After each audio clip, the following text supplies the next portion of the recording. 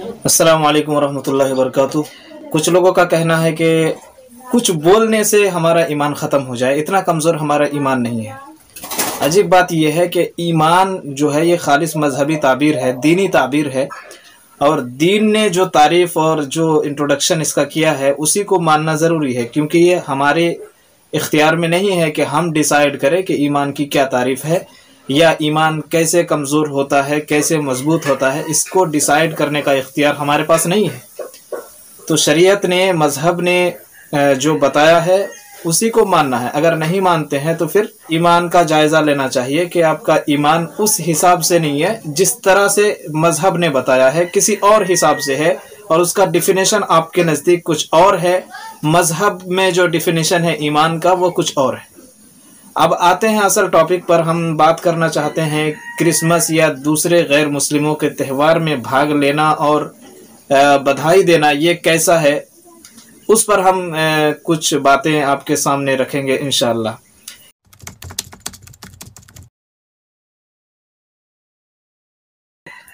Second, minute, घंटा से लेकर के साल, सदी तक ये बहुत बड़ा सवाल है कि किसी वक्त को आप अहम कहते हैं, किसी वक्त को गैर अहम कहते हैं। क्या ये आपके इख्तियार में है? A brief history of time में स्टीफन हॉकिंग ने बताया कि जब ये यूनिवर्स बनी थी उसी वक्त टाइम का वजूद हुआ था, वक्त का वजूद हुआ था। उस वक्त के अंदर कौन सा हिस्सा सही है, कौन सा लम्हा, कौन सी घड़ी, कौन सा दिन अच्छा है और कौन सा दिन अच्छा नहीं है, उसका फैसला कौन करेगा? ये सबसे पहला सवाल है। तो जाहिर सी बात है इसका ताल्लुक मैटेरियलिस्टिक विचारधारा से है नहीं, क्योंकि मैटेरियलिस्टिक विचारधारा में सिर्फ जो चीज़ें मैटेरियल से ताल्लुक रखती है उन्हीं चीज़ों पर डिस्कशन होती है। एक खुशी तो वो है जिसका ताल्लुक जो यूनिवर्स का लॉ है, कॉज एंड इफेक्ट, उससे ताल्लुक़ रखता है। यानी कोई इम्तिहान में पास हो गया तो उसको खुशी मिलती है, कोई उसका रिश्तेदार या उसका दोस्त मुलाकात करने के लिए आया तो उसको खुशी मिलती है। इसी तरह नई गाड़ी खरीदी या नया गिफ्ट मिला या ट्रॉफी मिल गई खेल में जीतने की वजह से तो उसको खुशी मिलती है। तो इसका ताल्लुक कॉज एंड इफेक्ट से है, इसका ताल्लुक टाइम से नहीं है। टाइम से कोई खुशी नहीं मिलती है, बल्कि बाहरी चीज़ टाइम के अलावा दूसरी चीज़ों की वजह से इंसान खुश होता है या गमगीन होता है। तो वक्त जो है बज़ाते खुद कोई ऐसी चीज़ नहीं है जिससे हमें पता लगे कि ये वक्त अच्छा है, ये वक्त बुरा है, बल्कि कॉज एंड इफेक्ट के हिसाब से हम किसी वक्त की तरफ निस्बत कर देते हैं, ये अलग मामला है। और दूसरी बात यह है कि अच्छाई या बुराई, यानी किसी चीज़ को अच्छा कहना, किसी चीज़ को बुरा कहना, इसका क्राइटेरिया क्या होना चाहिए? दुनिया में 3 तरह के लोग इस सिलसिले में पाए जाते हैं।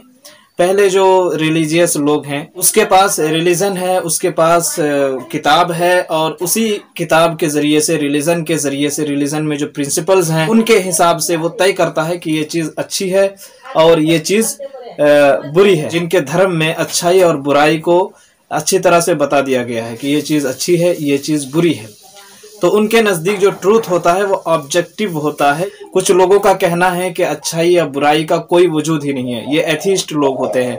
और लिबरल लोग भी कमोबेश इनकी तरफ झुकाव रखते हैं। इनका कहना है कि कोई किसी चीज़ को अच्छा कहता है, कोई किसी चीज़ को बुरा कहता है, तो उसका ज़ाती मामला है, कितनी ही बड़ी चीज़ हो। इसीलिए देखेंगे आप, ये जो है रेप और बलात्कार के बारे में भी ये कहते हैं कि ये भी एक ज़ाती मामला है, किसी की ज़ाती सोच हो सकती है कि ये गलत है, ये हम बोल नहीं सकते हैं कि ये गलत है। ये तो इनका अलमिया है। अब तीसरा जो ग्रुप है ये कभी इस तरफ झुकता है, कभी उस तरफ झुकता है, यानी अपने हिसाब से उसके मन को जो अच्छा लगता है, जो उसके मन को भाता है, उसके हिसाब से वो फैसला करता है। यानी उसके पास कोई मेयार या कोई क्राइटेरिया नहीं होता है। कोई भी आदमी किसी चीज़ को गलत कहे या किसी चीज़ को सही कहे तो उसके लिए ज़रूरी है कि उसके पास प्रिंसिपल्स हों जिन पर वो परख करके सही या गलत का हुक्म लगाए। और अगर प्रिंसिपल नहीं है तो वो हवा में फायरिंग कर रहा है, बहुत बड़ा फॉल्ट है उसके अप्रोच के अंदर, तो उसको सुधार की ज़रूरत है।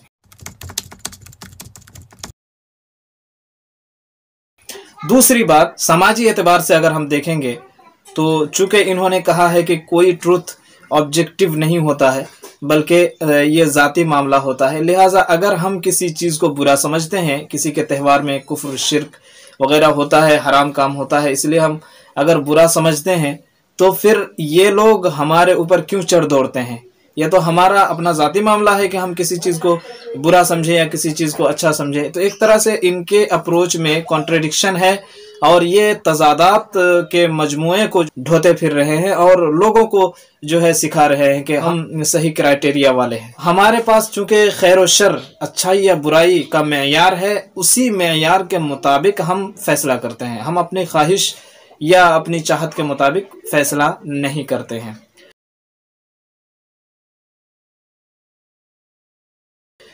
تیسری چیز، قرآن و حدیث کی طرف دیکھیں گے تو صاف طور پر اس طرح کی بات جو ہے تھوڑی تھوڑی ملتی جلتی کفار و مشرکین کیا کرتے تھے۔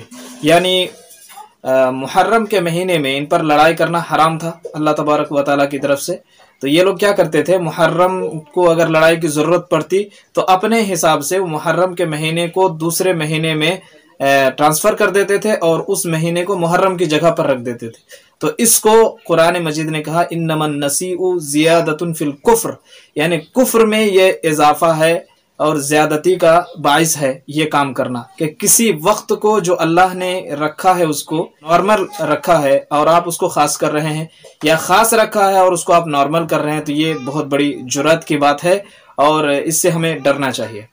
تو یہ تو قرآن کی بات ہو گئی۔ حدیث میں اگر ہم دیکھیں گے تو ایک صحابی نبی کریم صلی اللہ علیہ وسلم کے پاس آتے ہیں، پوچھتے ہیں کہ میں نے نظر مانی ہے، قسم کھائی ہے کہ میرا فلاں کام پورا ہو جائے تو میں بوانا ایک جگہ کا نام ہے، وہاں جا کر کے ایک اونٹ ذبح کروں گا، قربانی کروں گا اللہ کے راستے میں۔ تو نبی صلی اللہ علیہ وسلم نے جو سوال کیا ہے اس پر غور کیجئے۔ نبی صلی اللہ علیہ وسلم نے سوال کیا کیا وہاں پر زمانہ جاہلیت کا کوئی بت ہے، کوئی مورتی ہے جس کی پوجا ہوتی تھی؟ تو لوگوں نے کہا کہ نہیں، وہاں ایسا کوئی نہیں، کچھ نہیں ہے۔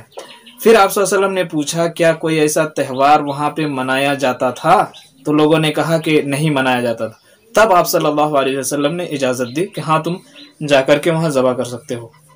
تو اس سے سمجھ میں آتا ہے کہ تہوار جس میں کہیں سے بھی کوئی شرک اور کفر کا اندیشہ ہو تو وہاں پہ شرکت کرنا یا وہاں شامل ہونا یا اس دن میں کوئی اہم کام کرنا، اس دن کو خاص کر کے، یہ بھی شریعت کے حساب سے یہ بھی جائز نہیں ہے۔ تیسری چیز، اس میں جو ہے مشابہت پائی جاتی ہے۔ مشابہت کا مطلب یہ ہوتا ہے کسی کا بھیس اپنا لینا، کسی کے جیسا اپنے آپ کو بنا لینا۔ تو قرآن مجید میں برے لوگوں کے ساتھ مشابہت اختیار کرنے کو منع کیا ہے۔ اگر مسلمان بھی شرابی ہے، جواری ہے اور ان کی شکل و شباہت جو ہے پہچانی جاتی ہے تو وہ شکل اپنانا جائز نہیں ہے۔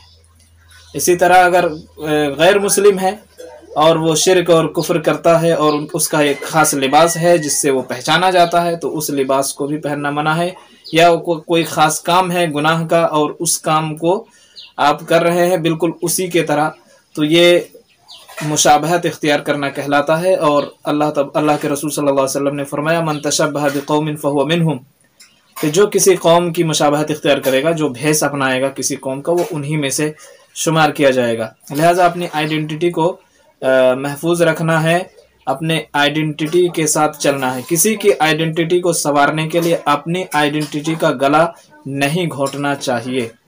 لہٰذا یہ جو بھلائی برائی یا سعادت شقاوت خوشبختی بدبختی ایمان اسلام شرک کفر، یہ ساری چیزیں مذہبی تعبیرات ہیں اور مذہبی تعبیرات میں وہی بات مانی جائے گی جو مذہب نے بتایا ہے، کسی ایرے غیرے نتھو خیرے کی بات نہیں مانی جائے گی۔ امید ہے کہ آپ کو باتیں سمجھ میں آ گئی ہوں گی کہ غیر مسلموں کے تہوار میں شرکت کرنے کے سلسلے میں جتنی باتیں کہی جاتی ہے سب پر ہم نے بات کی ہے کہ کسی بھی وقت کو خاص کرنا، یہ کس حساب سے آپ کسی وقت کو اہم کہتے ہیں اور کس حساب سے غیر اہم کہتے ہیں، کسی نارمل وقت کو آپ خاص وقت کس حساب سے بناتے ہیں، وہ ہم کو کرائٹیریا دیجئے، تب ہم آگے بات کریں گے۔ دوسری بات یہ ہے کہ سماج میں اگر بھائی چارہ بنائے رکھنا ہے تو آپ ایک طرف کہتے ہو کہ ٹروتھ جو ہے، جو سچائی ہے، یہ آبجیکٹیو نہیں ہوتی ہے بلکہ یہ ذاتی معاملہ ہوتا ہے۔ تو ہمارا ذاتی معاملہ یہ ہے کہ ہم किसी और के त्यौहार में शिरकत नहीं करते, क्योंकि इसमें शिरक होता है, कुफ्र होता है, हराम चीज़ें होती हैं, मुशाबहत होती है।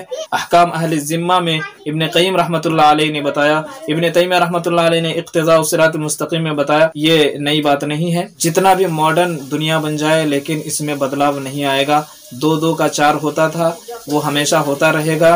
रंग सफ़ेद है तो सफ़ेद रहेगा, काला है तो काला रहेगा। चोरी, डकैती, ज़िनाकारी, झूठ, चुगली, गाली, ये सारी चीज़ें गुनाह थी और गुनाह रहेगी हमेशा। लिहाजा ये सब्जेक्टिव चीज़ें नहीं हैं बल्कि ऑब्जेक्टिव हैं। लिबरल्स बोलते हैं कि बुराई और भलाई का कोई क्राइटेरिया नहीं होता है, लेकिन हम देखते हैं चोर, वो चोरी को सही समझता है, समझ लीजिए, इसका ज़ाती मामला है। फिर आप दखल देने वाले कौन हैं? आप क्यों कानून और दस्तूर बनाते हैं? पुलिस क्यों खड़ी करते हैं? ये सारी चीज़ें। इसी तरह अगर आप कहते हैं कि भलाई और बुराई का जो क्राइटेरिया है ये ऑब्जेक्टिव नहीं है बल्कि ये ज़ाती मामला है, तो फिर आप किसी और धर्म पर आरोप क्यों लगाते हैं? ये सोचने की ज़रूरत है कि आपके अप्रोच में, आपके मनहज में कॉन्ट्रडिक्शन है, तज़ाद है। तो एक मनहज, एक अप्रोच और एक क्राइटेरिया की ज़रूरत है और उसी पर चलने की ज़रूरत है, चाहे थ्योरी के हिसाब से हो या प्रैक्टिकली हो। दोनों एतबार से आपको अपने क्राइटेरिया को नहीं छोड़ना चाहिए या ऐलान करना चाहिए कि हमारा क्राइटेरिया गलत है, हम प्रैक्टिकली इसमें कामयाब नहीं है। आज के लिए इतना ही, फिर मिलेंगे इंशाल्लाह। धन्यवाद। अस्सलामु अलैकुम।